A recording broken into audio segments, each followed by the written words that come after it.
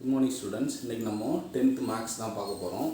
பாருங்கள், இதுவும் வந்து பார்த்திங்கன்னா மோஸ்ட் ஃப்ரீக்வெண்ட்லி ஆஸ்க்டு கொஸ்டின் தான். பப்ளிக் எக்ஸாமுக்கு வர்றதுக்கான பாசிபிலிட்டிஸ் நிறையா இருக்குது. ஸோ யூனிட் 7.2ல் கொஸ்டின் நம்பர் 2. ஓகேவா? A cylindrical glass with diameter 20 cm has water to a height of 9 cm அப்படின்னு சொல்கிறாங்க. அதில் என்ன சொல்கிறாங்கன்னா, a cylindrical glass அப்படின்றாங்க. ஒரு கிளாஸ் இருக்குன்றாங்க, சிலிண்ட்ரிக்கல் கிளாஸ். ரைட்டா? நம்ம வீட்டிலலாம் இருக்கும் இல்லையா, அந்த மாதிரி ஒரு சிலிண்ட்ரிக்கல் கிளாஸ் இருக்குது அப்படின்றாங்க. இது வேணால் நம்ம இப்படி நல்லா பெருசாக வரைஞ்சிக்கலாம். ஓகேவா? Cylindrical glass with diameter. இதோட டயமீட்டர் எவ்வளோன்னு சொல்கிறாங்க? 20 சென்டிமீட்டர் அப்படின்னு சொல்கிறாங்க. நம்மளுக்கு டயமீட்டர் எப்பயுமே யூஸ் ஆகாது. அப்போ ரேடியஸ் ஈக்குவல் டு என்ன பண்ணணும்? டயமீட்டர் பை 2 அப்படின்னு போட்டோம்னா 10 சென்டிமீட்டர். நம்ம இப்போ முன்னாடியே இதை எழுதி வச்சுக்கலாம். இதோடைய ரேடியஸ் எவ்வளோ? 10 சென்டிமீட்டர் அப்படின்னு எழுதிக்கலாம். ரைட்டா? Height of 9 centimetre has water to a height of 9 centimetre. ரைட்டா? இதில் என்ன இருக்குன்னா வாட்டர் இருக்குன்றாங்க. ஒரு 9 சென்டிமீட்டருக்கு என்ன இருக்குது? இதெல்லாம் வாட்டர் இருக்குது அப்படின்னு சொல்கிறாங்க. ரைட்டா? புரியுதுங்களா? இதில் 9 சென்டிமீட்டருக்கு, இங்கேருந்து இது வரைக்கும் 9 சென்டிமீட்டருக்கு வாட்டர் இருக்குது அப்படின்றாங்க. கொஸ்டின் புரிஞ்சிச்சிங்களா? ஒரு கிளாஸ் இருக்குது. அந்த கிளாஸோட ரேடியஸ் வந்து பார்த்தீங்கன்னா 10 சென்டிமீட்டர். அதில் 9 சென்டிமீட்டர் உயரத்துக்கு தண்ணி இருக்குது அப்படின்றது தான் இந்த first sentence. A small cylinder of metal of radius 5 cm and height 4 cm is immersed completely. அப்படின்னா இன்னொரு சின்ன சிலிண்ட்ரிக்கல் மெட்டல் இருக்குது, அதுவும் ஒரு கிளாஸ் மாதிரியே இருக்குன்னு கூட நீங்கள் வச்சுக்கலாம். ரைட்டா? அதுவும் என்ன பண்ணுது? ஒரு கிளாஸ் மாதிரி இருக்குன்னு கூட வச்சுக்கலாம். இதை நம்ம வேறு கலரில் போகும். ரைட்டா? இன்னொரு மெட்டல் ஒன்று இருக்குது, அது இப்படி இருக்குன்னு வச்சுக்கோங்க.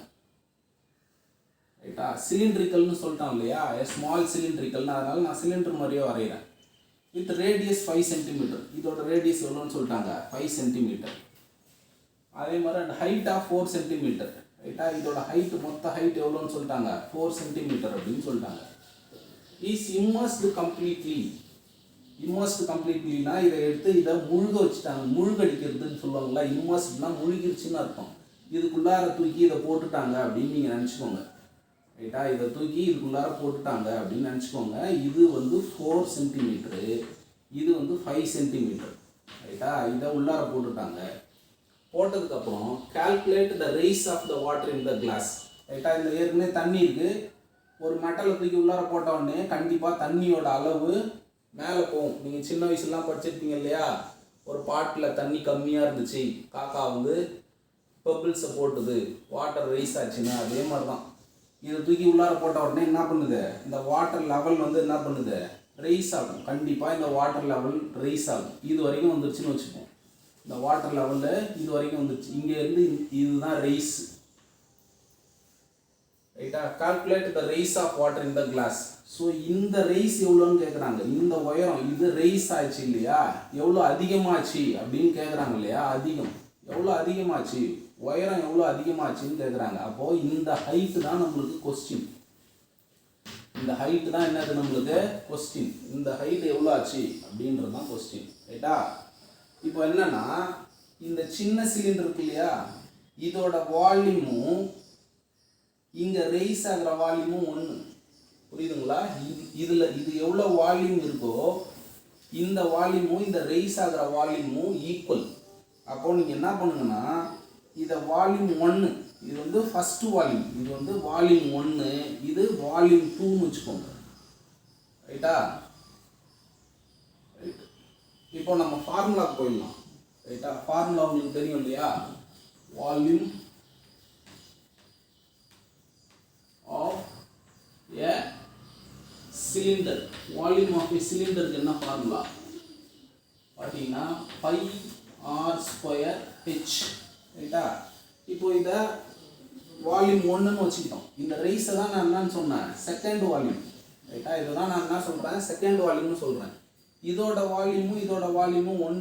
ரைட்டா? அப்போ என்ன பண்ணணும்னா, volume of cylinder 1 equal to volume of cylinder 2 அப்படின்னு வச்சுக்கணும்.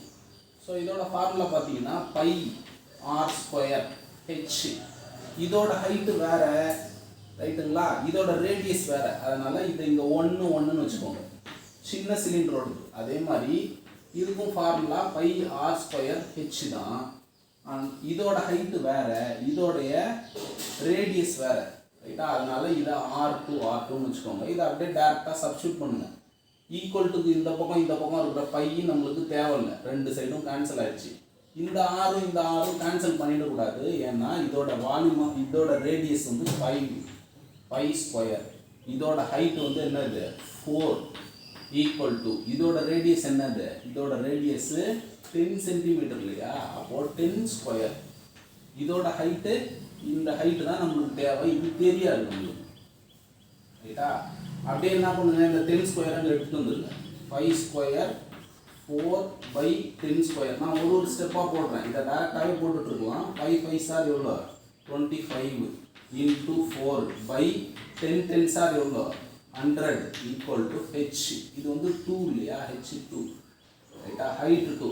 இங்கே பார்த்தீங்கன்னா இது தெரியும், 25 இன்ட்டு 4 100 100/100 எவ்வளோ 1 தான். அப்போது H2 ஈக்குவல் டு 1 சென்டிமீட்டர், ரைட்டா? அப்போ எவ்வளோ ரைஸ் ஆகிருக்கு, இந்த ஹைட் எவ்வளோ ரைஸ் ஆகிருக்கு அப்படின்னா 1 சென்டிமீட்டர். சரிங்களா ஸ்டூடெண்ட்ஸ்? உங்களுக்கு புரிஞ்சிருக்கும்னு நம்புகிறேன். இந்த கொஸ்டின் ரொம்ப முக்கியமான கொஸ்டின். Thank you very much.